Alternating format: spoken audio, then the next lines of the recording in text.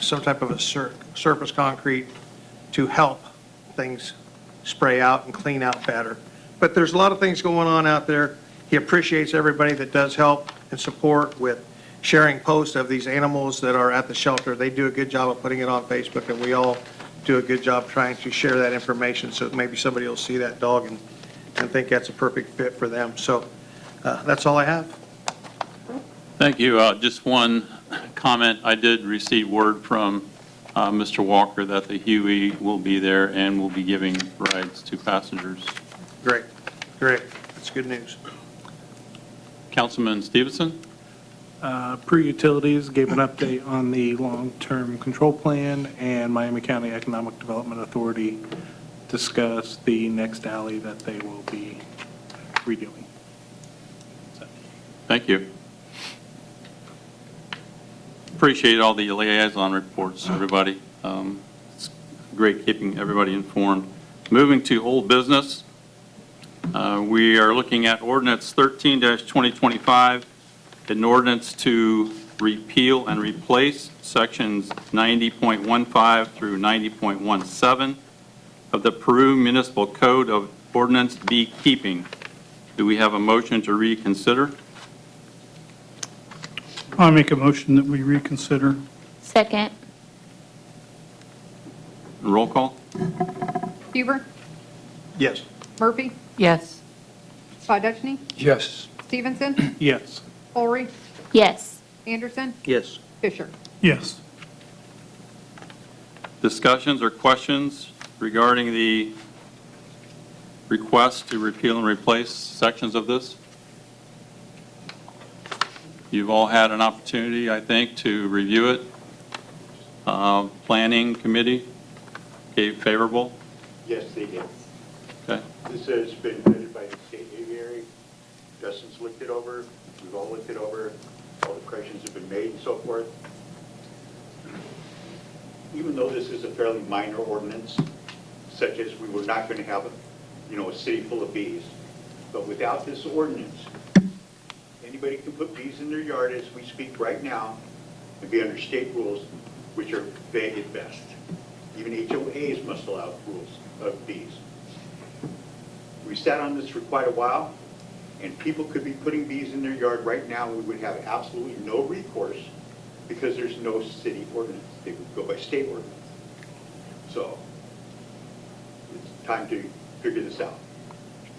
Thank you.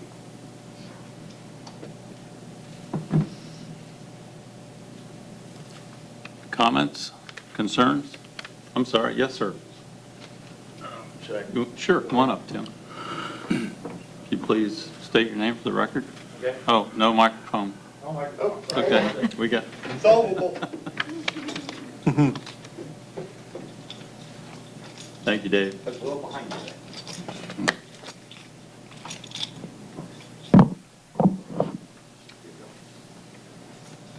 Okay. Most of you know that I've been kind of behind this. I was the one that prompted it in the first place. But I've had to come in front of you guys and the Planning Commission multiple times. I think there's 4 times where I've been up here speaking. And then one issue, the main issue, as far as the swarming is concerned, has not been addressed. And that's the biggest issue that I have. They have raised the number of colonies up to 2 colonies if you have 1/4 acre, which is great. That's the minimum that anybody would recommend for keeping bees. You should have 2 colonies. 1 colony, very good chance it's going to die. You keep 2 colonies, you can keep them alive. But as far as when it's time for those colonies to swarm, there's no allowance at all in here for splitting of hives. If you split a hive, you've got more colonies.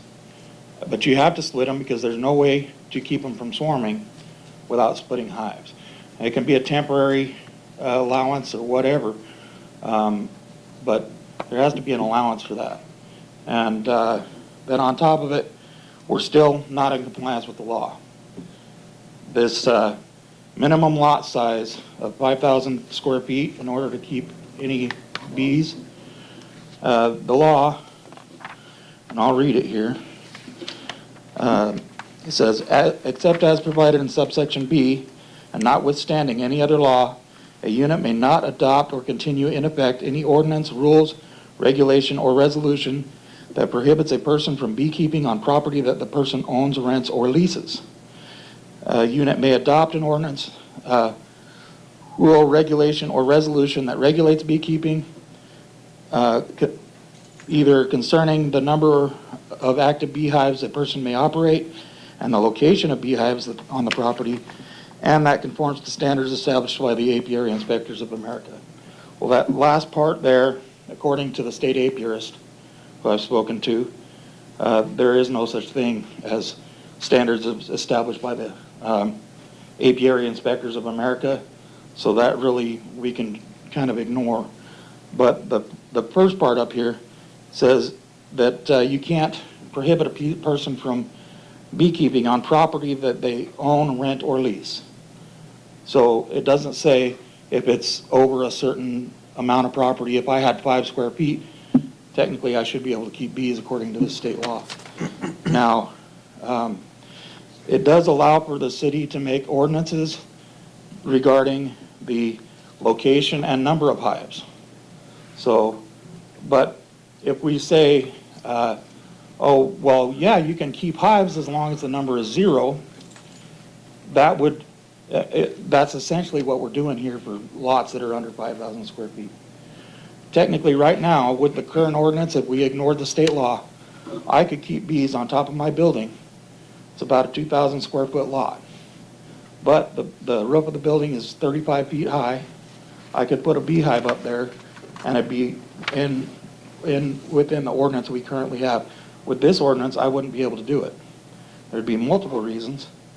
The setbacks, there's ways to reduce the setbacks and to make it reasonable that are not in here that I've discussed.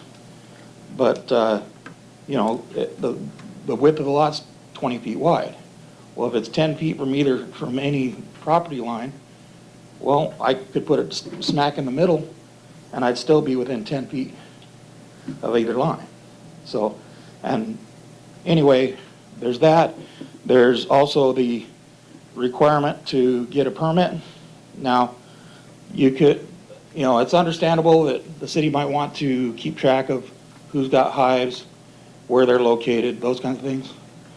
But here at the end here, it says that the beekeeper shall submit an application for apiary registration, State Form 47075. This is not a location or number restriction. It's also, that's a voluntary form. And if you talk to the state apiarist about it, he would tell you that they're more interested in commercial operations, not something somebody's doing in their backyard. This form 40, or this form here, if you require somebody to get that before they are allowed to keep bees on their property, that goes against state law. Let's see. There's another thing here.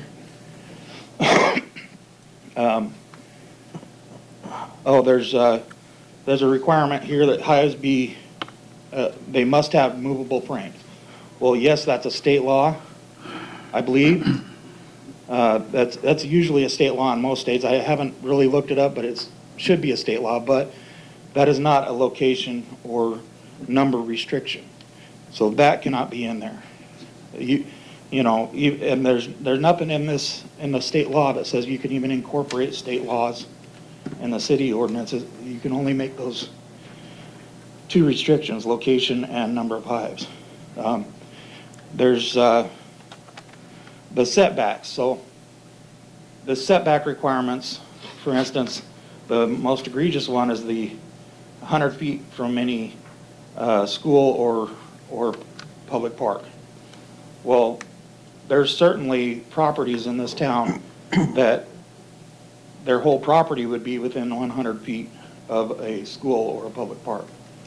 And we could say, you know, you can't have within 5 miles of a school or public park, and that would, you know, certainly that would not be legal. This shouldn't be legal either. So basically, there are ways to accommodate somebody with a much smaller yard. 100 feet, let me address that first. The 100 feet setback from a school or public park, it sounds like it's a great idea that it's going to keep the bees from getting to school, people in the school or the public park. But if you have the proper flyway barrier and have the bees oriented the proper direction, that's not going to be an issue unless there's plants that the bees are wanting to get to, flowers and that kind of stuff. If they're there, it doesn't matter if they're 2 miles away, those bees will get to them. So, you know, we're not really accomplishing much by putting a setback to 100 feet, except for it might assuage somebody's fears that doesn't understand bee behavior.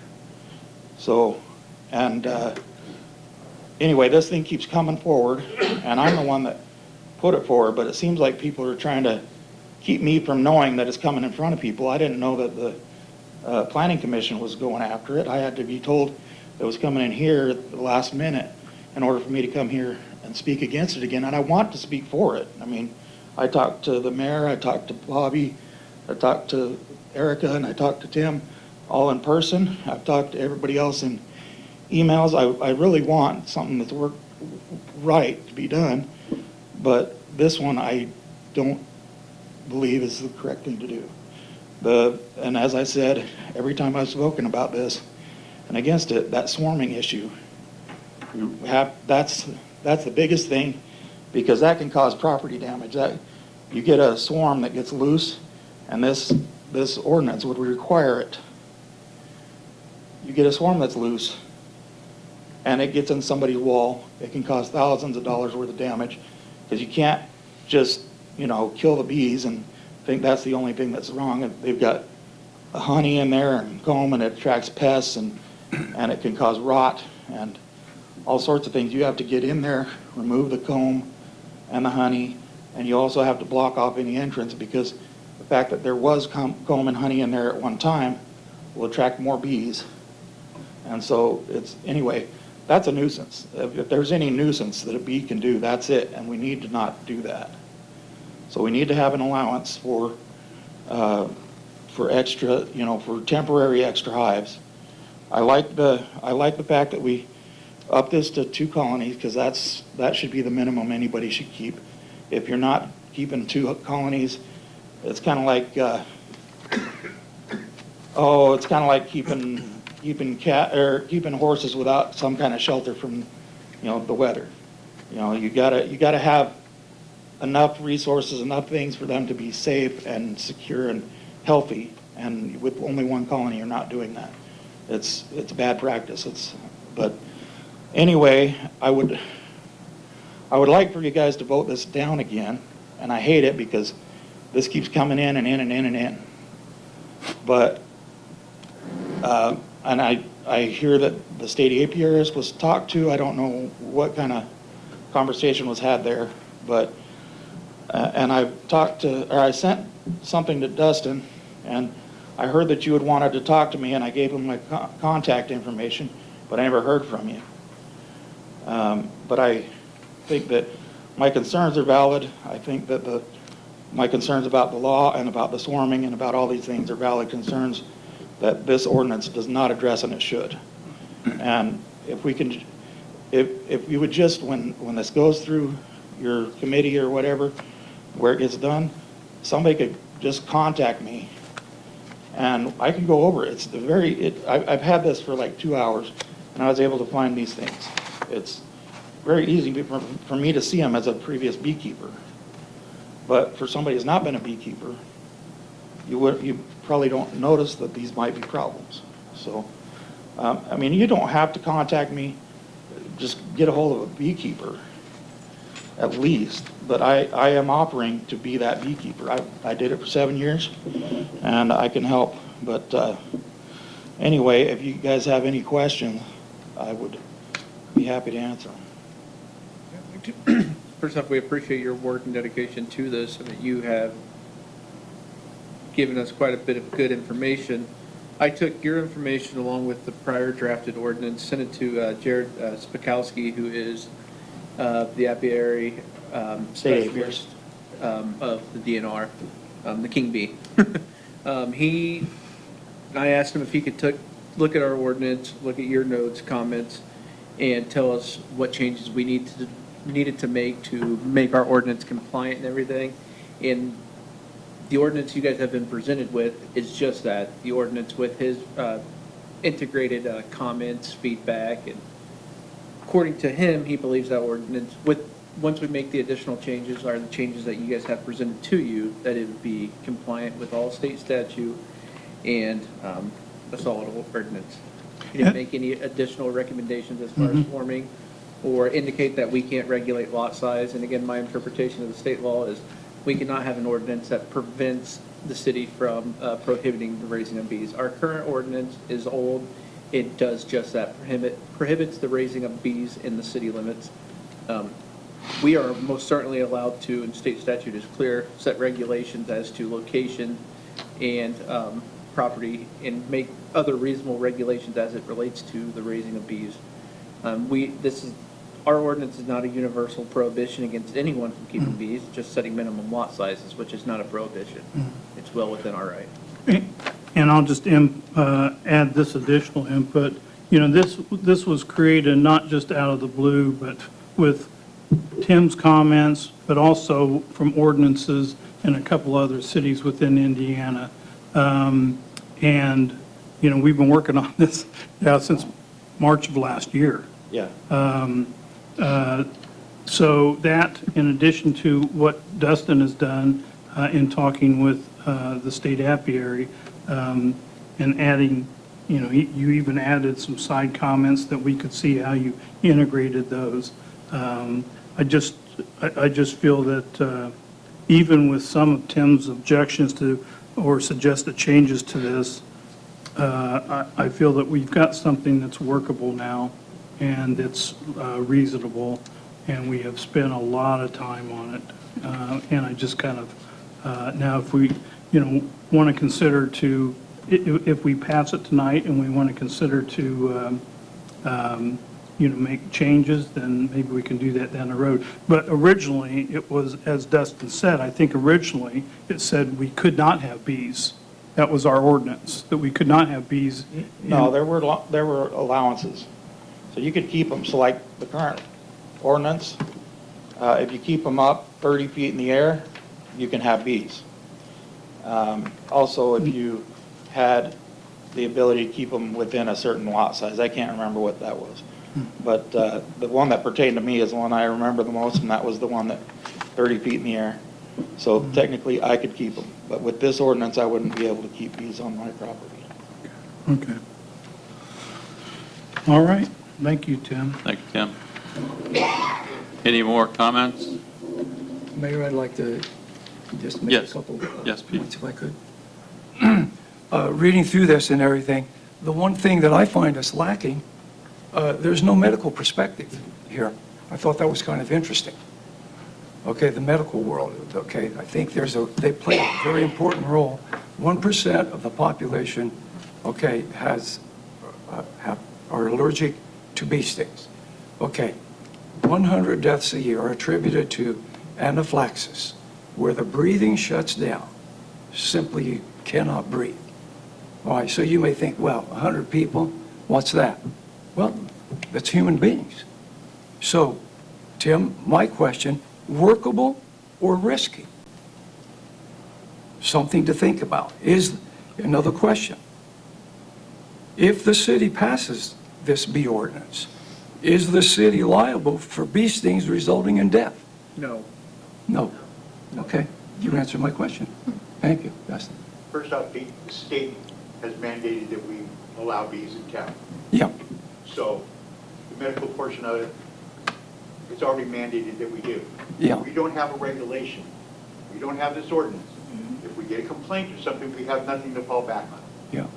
As far as the medical thing, anybody can get stung by a bee anytime. I mean, Right. how are you going to tell which nest it came from? Right. I understand, I appreciate your comments, Joe. I was just wanting to represent the medical field, because there were some concerns in the community. So, thank you, Dustin. Well, my question, Dustin, is like with the 35 feet being, does that go away with this? Or would that, like, if you had that, the other ones don't matter as far as the distance, like the 100 foot? There, in the previous iteration, there was a height allowance, but in this one, that's been removed. I just wasn't sure if you didn't meet the requirements of the distance, if you went with the height, if that would And- work as well. Sorry, I was just looking at this real quickly. And I think to answer your question, Kind of an either or type thing. as it's written, this is basically a real repeal and replace. Or actually, yeah, an ordinance to repeal and replace sections 90.15 thing. So it takes that out of there entirely. Because again, we want to regulate the lot sizes more so than where the bees are located, because there are some very small lots in town to where we wouldn't want people to keep bees on. I mean, it just doesn't make sense to. They don't own enough area. And I think regardless of the height, being on such a small lot could pose a risk to public health and safety. Well, that would be true if you didn't understand what bee behavior is. Bees don't, I mean, I've discussed this with multiple people. When they leave their hive, they go up, they go out, and then when they see what they're landing on for forage, they come down. And then they take the exact same path back. So if they're 10 feet above the ground, they're not going to be hanging around where people are. You know, they're going to be above their heads. They're never going to come down unless they're standing right next to flowers. And it doesn't matter that bees will fly 2 miles from their hive. So that's really not, the size of the lot is really not an issue. And that's why the state didn't feel it necessary to make allowances to ban beekeeping on smaller lots. Dustin, is this considered the first reading that we just, if we make a motion to just consider, or do we? I'd consider an adopt. Okay, all right, So 2 separate, a motion to consider, then a motion to adopt. okay.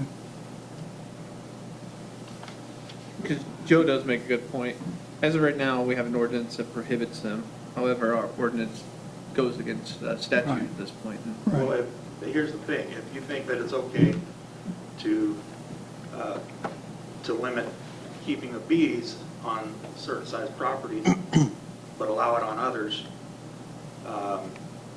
and that essentially, I guess that's because you allow it on some. Well, it's allowed on some right now. Why is the current ordinance not legal? Because there's a prohibition unless it gets to those certain elevations. So unless it gets to a certain lot size, there's a prohibition as well. Not a lot size. Has nothing to do with lot size. So if I have a 2,000 square foot lot, I'm not prohibited from keeping bees? If that building's within 500 feet of any other residential or commercial property, then yes. That's not Based what on, the wor- that's not what this says. our current ordinance says. Prohibits the keeping and raising of bees within city limits within 500 feet of any building or other structure where people dwell or reside or work or conduct business unless the owner or keeper of bees contains them so that the bees are confined to their own premises. What is C1? C1, I don't have it laid out that way, but I'm assuming the elevation aspect. Says the minimum lot size to maintain 2 colonies shall be 5,000 square feet with an additional 5,000 square feet of lot size for a second hive. You're talking about on the new ordinance, sorry, the old one? Yeah. Yeah. It doesn't regulate how close in proximity those are to other properties, whereas 500 feet is quite a bit of ground, and as the previous ordinance stated, so yeah, it more or less prohibition on containing of bees. Yeah, and this is more or less a prohibition on lot sizes less than 5,000 square feet. I disagree, and so does state apiary. Well, he's not a lawyer. Yes, but his lawyers direct him, so. And he obviously has seen and reviewed ordinances for other municipalities and stuff, so. Did you ask him that? I have. And he said, He said our ordinance complies, and yeah, he's done this on more than one occasion for people. He'd be happy to help and assist with us. it's not what he told me before. Council, have you heard enough? I just have one question. The state didn't have any concerns as far as the swarming or the splitting of hives then? And I'm not sure if you guys were provided the copy. You should have been the copy with his notes and comments in there. And there previously was a draft which tried to address the swarming and the splitting of colonies, which he recommended that we remove some of the language from the ordinance to allow a little more freedom as to splitting of the hives and whatnot. So yes, there were comments on there. I don't have that version up at this moment. I do have, I just wanted on the record. What was the allowance? What do you mean? I don't see anything in the ordinance that has allowance for splitting of hives. Do you see anything in the ordinance that prohibits it? Yeah. The limit of the number of hives you can have. Because to split a hive, you're taking one colony and making two out of it. In all due respect, Tim, we spent a whole lot of time on it, and Dustin shared this with the state apiary, got his input. We put together a couple committees, couple times. I think we kind of, have beat this horse as far as we can, and we feel comfortable with what we got. And Dustin shared this latest version of it with the state apiary, and he did make those side notes as Erica had saw. So I just really want to move ahead with this because I'm comfortable with what we have to vote on here. So, so with that, I make a motion that we consider ordinance 13-2025. Second. And roll call.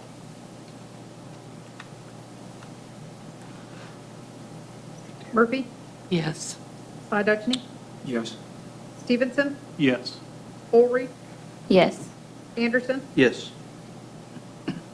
Fisher? Yes. Huber? Yes.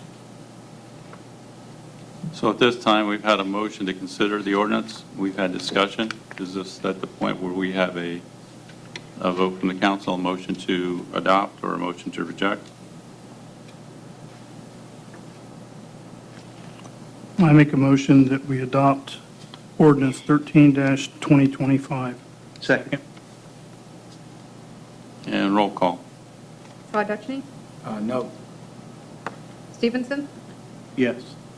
Ulrich? Yes. Anderson? Yes. Fisher? Yes. Huber? Yes. Murphy? Yes. Thank you. Seeing nothing further under old business, we'll move to new business. We have a request from the YMCA Transit for a donation of $12,000 a year from the city.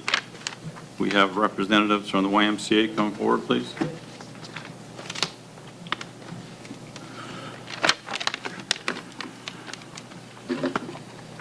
Good evening, everybody.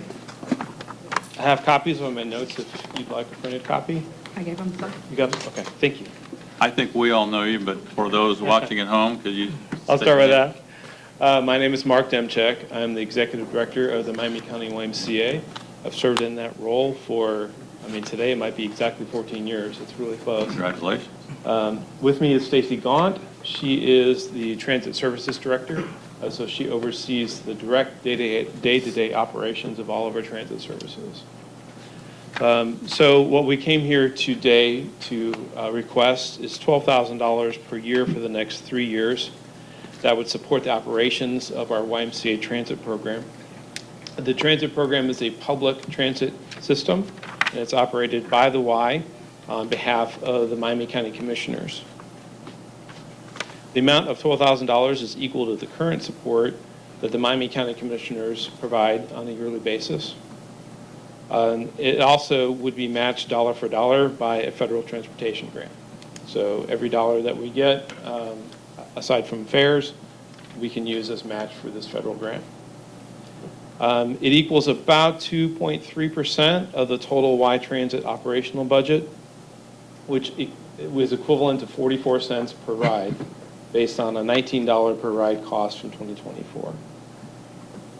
And most importantly, it helps us close a funding gap, which I'll explain in a little bit. But the funding gap is $3.48 per ride, so it gets us a little closer. A little bit of background. The YMCA has been in transportation since the 1960s, when we took youth to Kokomo, to the skating rink, and to the outdoor pool there. In 1968, we transported seniors and disabled adults to social services, to lunch and other areas. In 2001 is when the current transit system started. The state of Indiana started a rural transit program.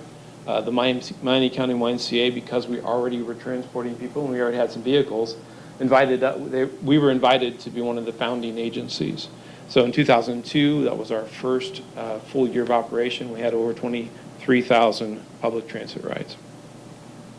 One other note, in 2020, when the need for public transit decreased by a lot because of COVID, we, instead of putting the vans in a garage and sending our staff home, we repurposed those vans.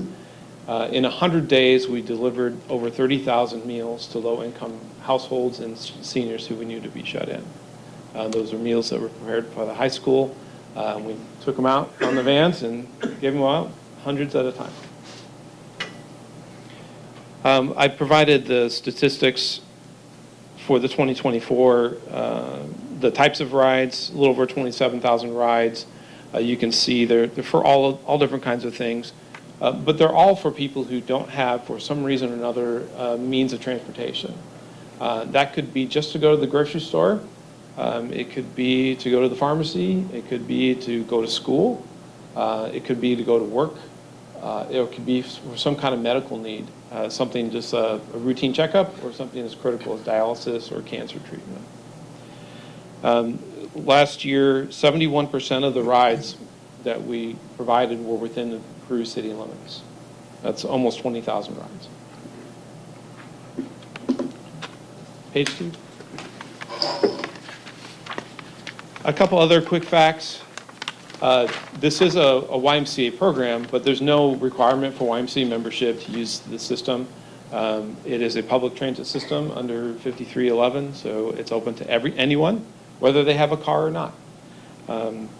We operate Monday through Friday, 6 a.m. to 6 p.m., though we do provide rides earlier for critical medical needs like dialysis. Enable all of our riders to get through their dialysis treatments. We've got to start pretty early in the morning. As I mentioned before, it's funded through, it operates under the rules and regulations of the 5311 Federal Transportation Grant. That's the Federal Transportation Authority, the FTA. They provide the regulations and all the rules. They give that to the states. INDOT in Indiana is the ruling state agency. So INDOT is the go-between. And then they communicate and grant to the county commissioners. And then technically the county commissioners oversees all of us. So we're a sub-recipient of a grant that flows all the way from Washington, D.C., at least part of it, all the way here to Miami County.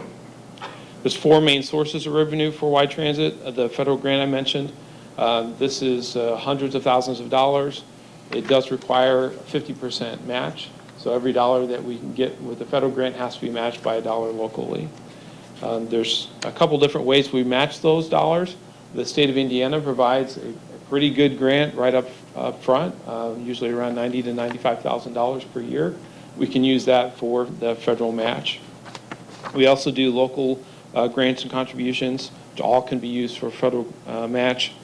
That includes the support from the county, which I mentioned, United Way grant, Area 5, Medicaid, and other private donations. The 4th source of income is fares. This is what we charge people to go one way. They cannot be used for federal match. So we cannot use those fares. Just doing a fare increase doesn't solve our problem. It also would put our fares outside of the affordability for our main market, which are people who don't have cars. I'm going to skip a lot of the operational income details. You have it in front of you. Other than to say in 2024, we had a sizable operational gap in our funding. It equated to $3.48 per ride, or almost 19%, a little over 18% of every ride. That's why we're here today. We're looking for ways to help close that gap. I provided a chart. It's from 2017 and compares 2017 to 2024. I picked 2017 because that was a pretty normal year for us.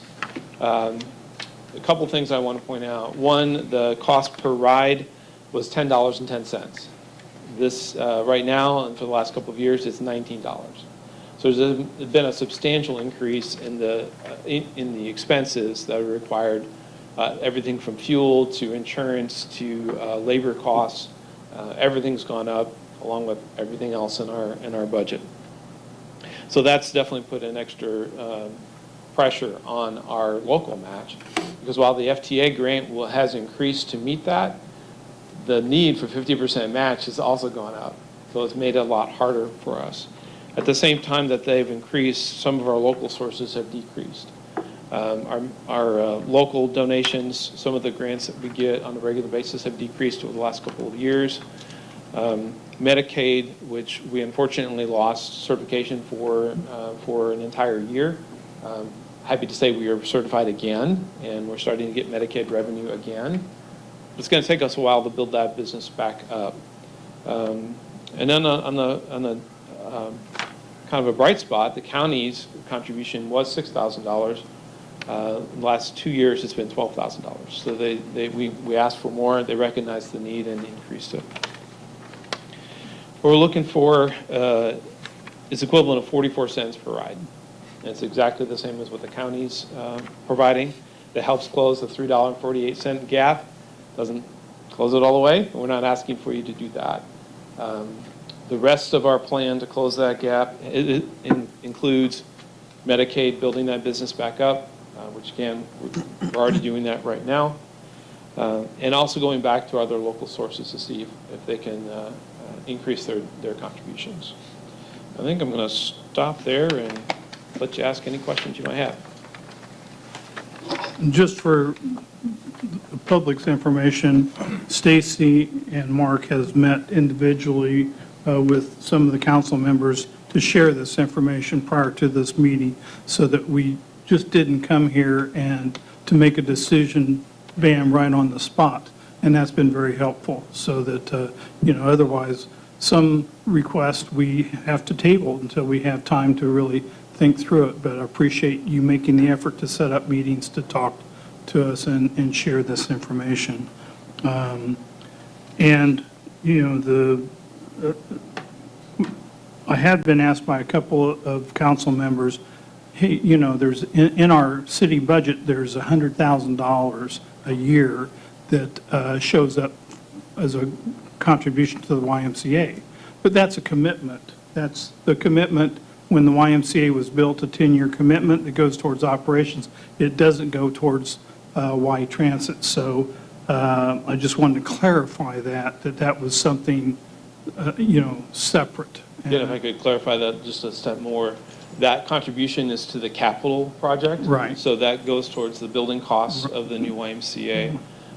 Like most all of our programs, probably one or two that don't, we expect transit to have a balanced budget. It should stand on its own. If it can't, then we have to find support for it, and that means contributions and public support. That's part of being a nonprofit. But that allows us to keep the cost as affordable as possible. Okay. But that city grant is going, frankly, it's paying off the construction debt. Correct. Okay, thank you.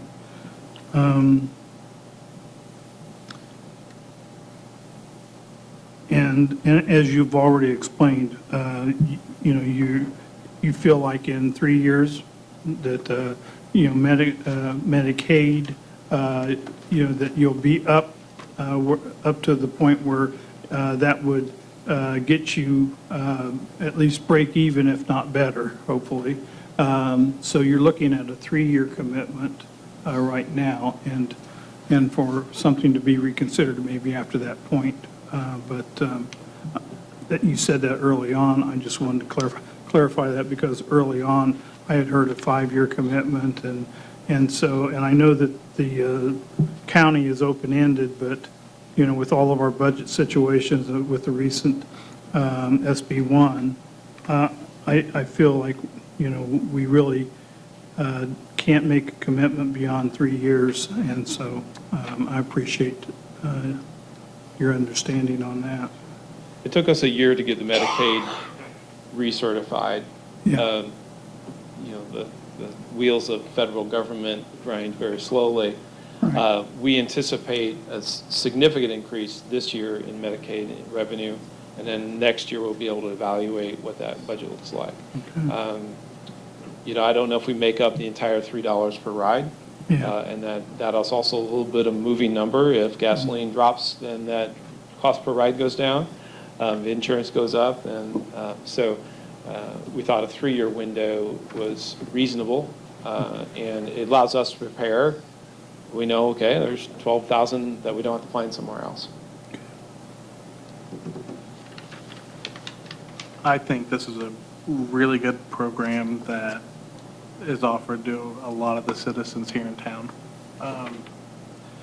It's a means of transportation.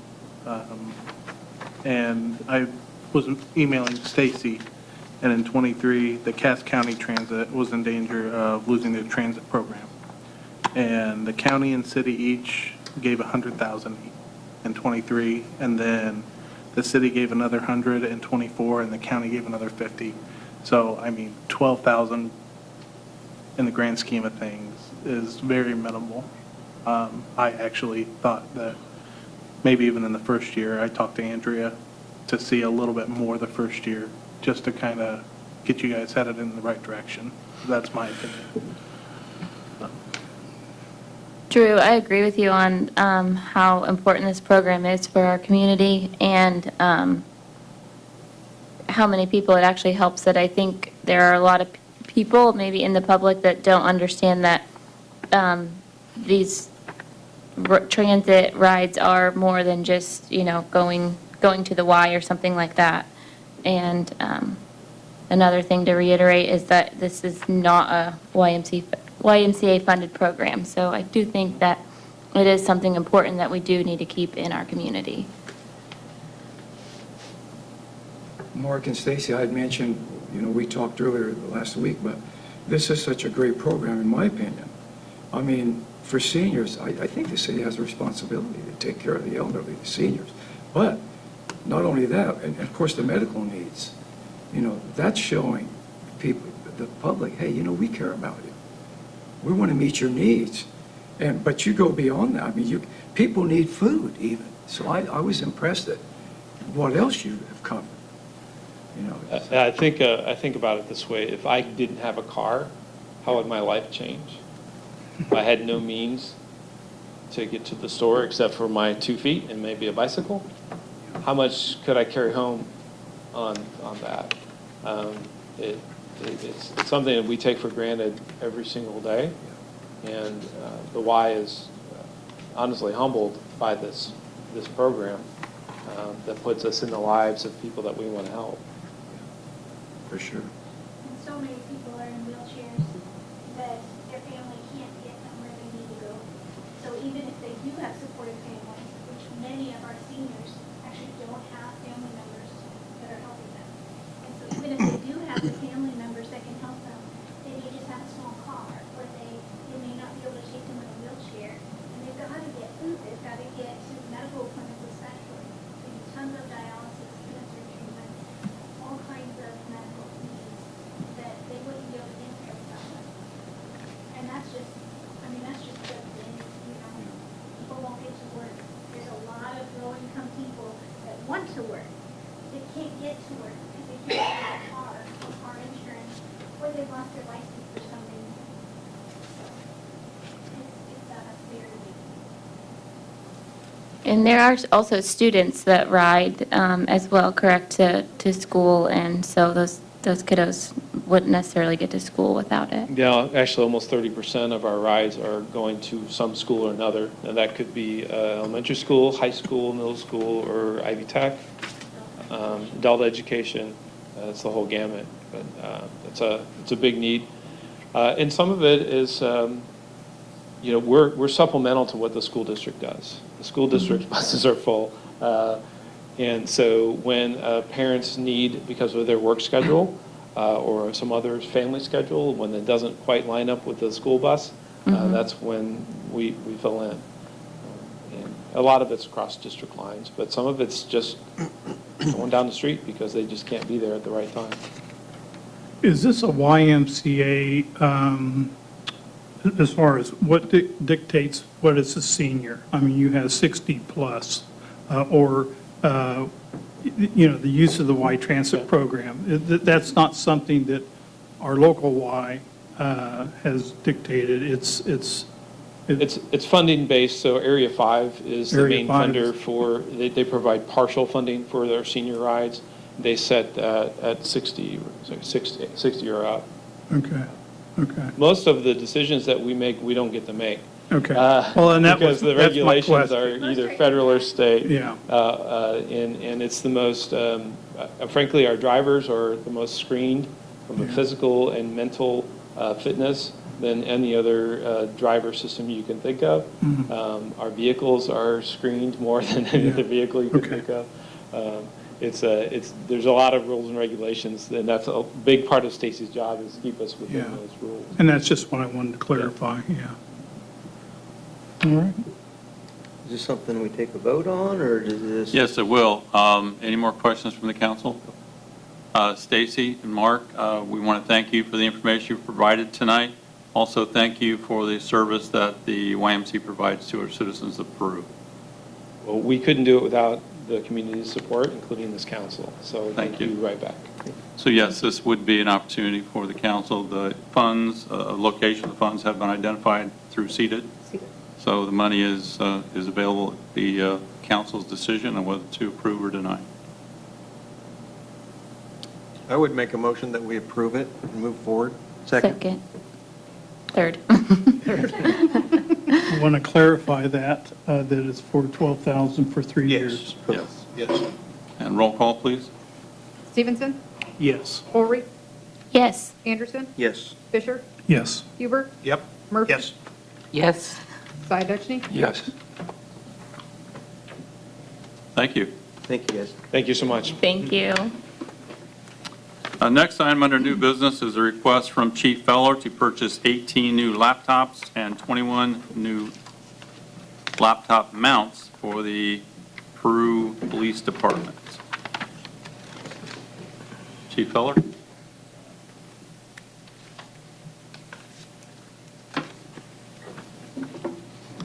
Good evening. I know for this request, I'll make an apology that I haven't spoken to each of you individually about this. Mr. Fisher has been involved in some meetings and then some conversations about this. So we would prefer to do this during the normal budgeting cycles as we would ordinarily expect. However, Jim Denniston from 10 Crypto, who is our IT contractor, is here tonight. He can answer any questions that are above my minuscule understanding of IT. But the short version of the story is that back in February, Jim notified me of some changes in some federal regulations through basically the FBI runs effectively regulates the information that comes to the computers that are in our cars and to the 911 consoles, things of that nature. The stuff that our guys use to do their jobs every day to figure out whether somebody has a warrant, whether somebody's missing, be able to run a license plate, for example. So the regulations changed on that to basically say that we have to go to a Windows 11 based computer system in our cars. We were not obviously not prepared to do that. That was not something we were aware of during budgeting time for 2025. So we would stand to potentially lose the service that we have in our cars due to federal regulations. They would shut us out. It has to do with Windows 10 coming to its end of life in September of this year. We previously had something very similar to this happen to us back in 2020 when we purchased the tablets that are currently in our cars. So what we're looking to do now is actually replace the tablets with laptop computers. They're a little more efficient for our guys and women who work for us. That's what they want. And ultimately, as we were having some discussions with the city over our 5-year plan, the things that I guess we're looking to do is to build something like this into that 5-year plan, understanding that computers over a 5-year period are probably going to come to its end of life anyway. But on the back end of this, what we're hoping to do is not have to purchase any more desktops for our offices. So if you go to the police department, if you've been in there recently, you'll see that we've replaced all of our desktops over the course of the last 2 years. With the laptops, it effectively will be when you hire in here, we're going to assign you a laptop. They'll be able to take these out of their cars, be able to work from inside the building. Ultimately, if we have to replace our desktop computers, we would put docks in there so that they could, if they need to look at a bigger screen, they could do that, or if they preferred to have some normal keyboard, they would be able to do that. So our plan was to try to work on that over the course of 5 years until this kind of landed in our lap back in February. So we have a little bit of time to deal with this. We've gotten multiple quotes for this project. I think the quote that I think you may have gotten it in your packet, the overall cost is right at about $53,000. I'm sorry, $55,679. I'll tell you that the competitor to that, which is Panasonic, it was going to be roughly about $110,000, $112,000 to do the exact same project. So we're going directly to Dell and their government division. Andrea's been very helpful because they're a little bit difficult to get through all of our tax exempt forms and get them to accept those. So she's worked very hard on this with us. And so I'll point out that we do have some laptop computers currently that are laptops that are not currently in use. And when we get our new cars in, which should be sometime, hopefully this month, those are going to be deployed into our new cars. So that's why there are only 18 laptops that are being ordered, because we're going to utilize what we currently have. And then the reason for the additional mounts is so that we can have those mounts put into our pool cars or our spare cars that we'll have in case a car gets crashed, like we've had happen, or in case a car's in the shop, something like that. They would not be without the ability to use their computers. So that's kind of where we're at now. I'm happy to entertain any questions you all might have. And again, I apologize that I did not have an opportunity to meet with all of you individually or talk to you individually before tonight. Well, you and I talked actually this afternoon, and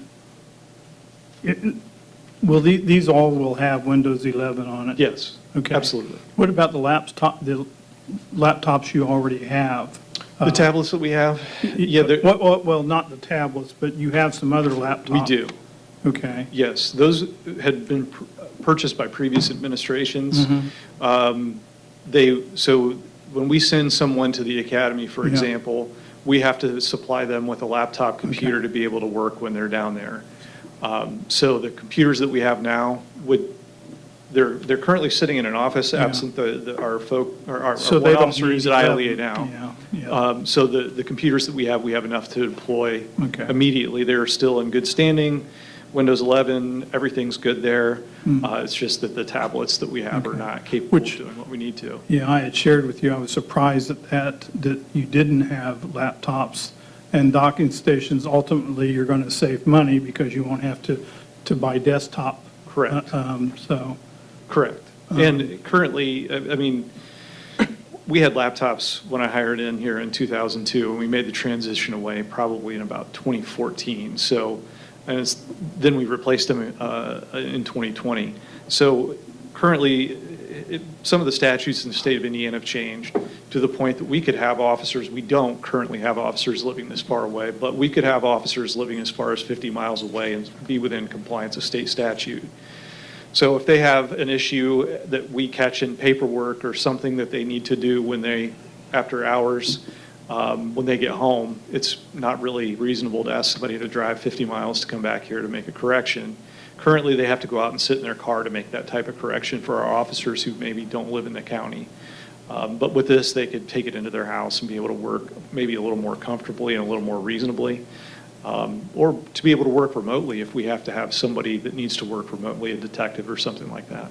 And the tablets that you have, sorry guys, the tablets that you have, those aren't traded in. You pull the, I assume they have a hard drive, or do they even have a hard drive? So we'll have to, Jim can speak to that on what we need to do to be what's called CJIS compliant, which is the federal regulations around this, the criminal justice information systems.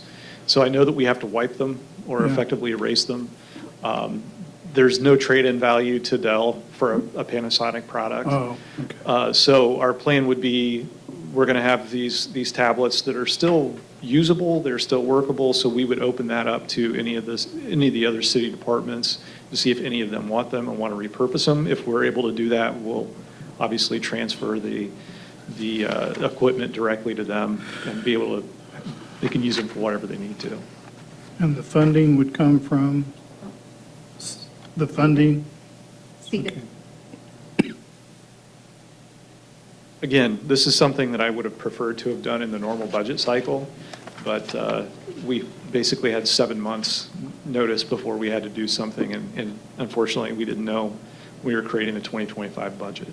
That's exactly what happened with the last tablets. It was like, right now, we had to do it because they were changing the software. Correct. We had a little shorter time frame there. I believe we had like a 2-month time frame there. So I'm grateful that Jim gave us enough notice to know that we had 7 months to prepare for this and go out and try to find a good workable solution at what we consider to probably be the best price we could get. Chief, I see that the expiration date on this quote is June 6th. You're correct. So are we at a point where we need to make this decision tonight? Yes, I've talked to Andrea, at least the ability to approve the purchase for me so that I can get that into Dell and they can start working on the order. And then if the council chooses to do an appropriation in July, I think that will be fine. Any more questions from the council? Comments? My only comment is I know what you're going through with this because we're dealing with it at the dental office, so. Yeah, it's at its root core, it's an unfunded federal mandate on us. Yeah. Then I would ask for a motion from the council to accept or deny the request from Chief Feller. Make a motion, we approve the request from Chief Feller. I'll second that. And roll call.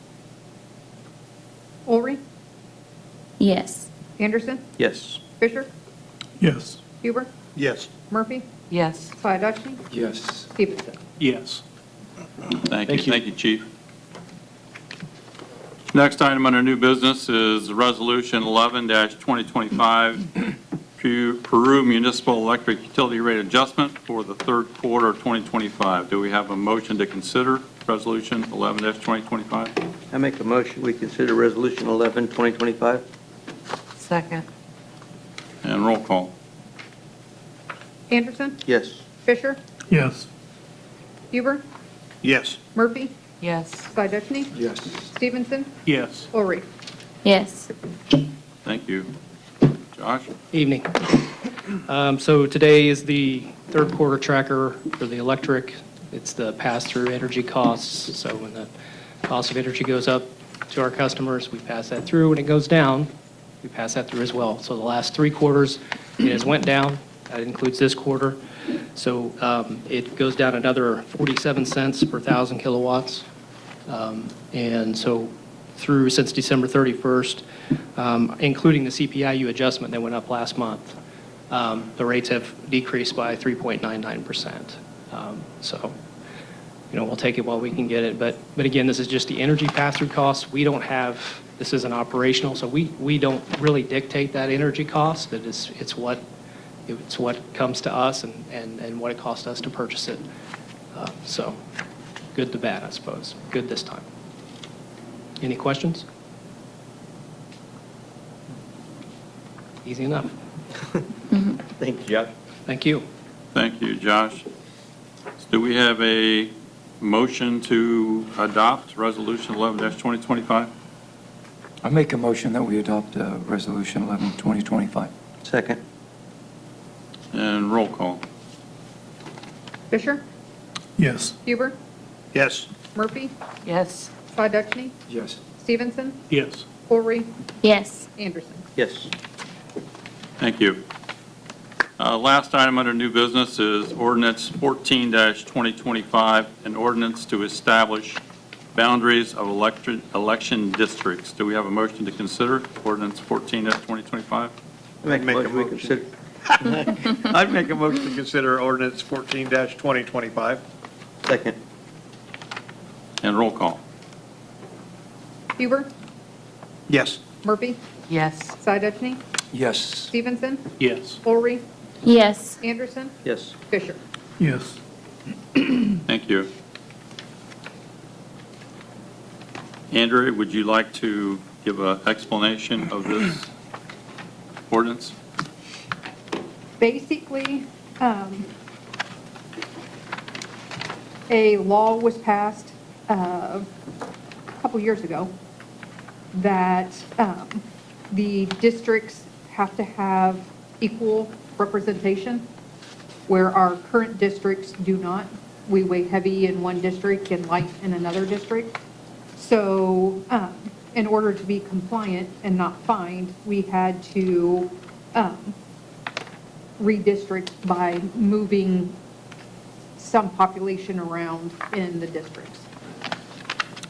This is due to population and census change, and each district has to be within a certain percentage of the other districts to comply with this, which is the need to, I guess, restructure some of the boundaries. It does not change any of the districts that currently any of you take care of, but it is a requirement that we do this every time we get a census. Correct. So every 10 years, federal census, decennial census, and it's required that we update our voting districts to reflect, like the mayor said, reasonable representation in each one. So one district has 2,500, the other has 12. It doesn't make sense. Let's try to balance this out and even those out, and that's what state statute requires us to do, and that's exactly what this is attempting to do, which you can see the word they use is Deviation. yes.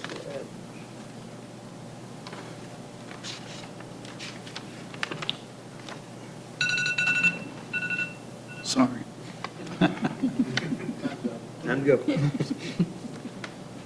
Any questions, comments from the council regarding this? And I don't want to put it this way, Ordinance. but who are the winners and losers on, on this in terms of, I know I've lost quite a bit of, in terms of population, and I don't know where those went to. Is there any, like, before and after? I know there's an after, but, If you look at Exhibit B, yes, it should have the target population. It has the current population, has target population, and it shows above or below. that's after this got mapped out. Correct. Yeah. So I really don't know, say, how many I lost in District 2, and where did they go? Did they go to District 5, or did they go to District, I think that would be a question for the person who okay.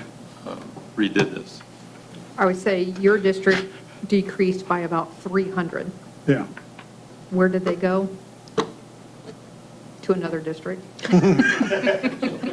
Yeah. Okay. Thank you.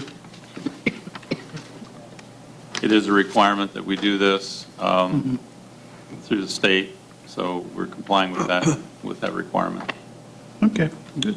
Will the people that live in those districts be notified somehow from the city that they are in a different district at that point? On the day they No vote. further notice, other than be on the city website. And I will note, if you guys don't pass this, come July 1st, you guys will be fined. Yeah. Okay. Because it has to be, We, yeah. I make a motion. Council legislative body members will be fined by the state. Well, the city gets fined, the council members lose their pay. Oh, There's your incentive. So any more discussion regarding ordinance 14-2025? Nope. If not, I'd ask for a motion to consider ordinance -14-2025. I make a motion, we adopt ordinance 14, 2025. second. And roll call, please. Murphy? Yes. Cydochny? Yes. Stevenson? Yes. Lowry? Yes. Anderson? Yes. Fisher? Yes. Huber? Yes. Thank you. Seeing nothing further under new business, are there any communications from the council? Communications from the audience? Yes, sir. Can the public get a copy of the new map of the districts? Yes. We'd be happy to give you that copy. Seeing nothing further, I'll ask for a motion to adjourn. I make a motion to adjourn. Second. This meeting's adjourned. Thank you very much.